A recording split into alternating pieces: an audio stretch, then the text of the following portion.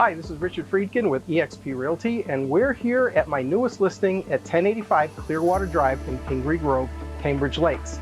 Now we're here on a very special occasion and a rare occasion. We're here with the solar eclipse. Got my glasses, hope you do too, and hope you enjoyed the eclipse. It's starting to move away from us.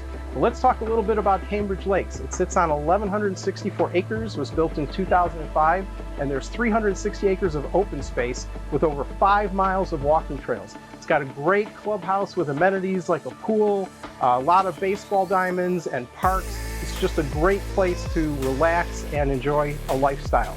This 5-bedroom Starling home is fantastic. It sits on a waterfront premium lot that backs up right to one of Cambridge Lake's 12 lakes, and it's one of the beautiful lots in the subdivision. They're very rare, just like the solar eclipse. Nothing eclipses this home, so why don't we go on in, take a tour, and then we can talk a little bit at the end.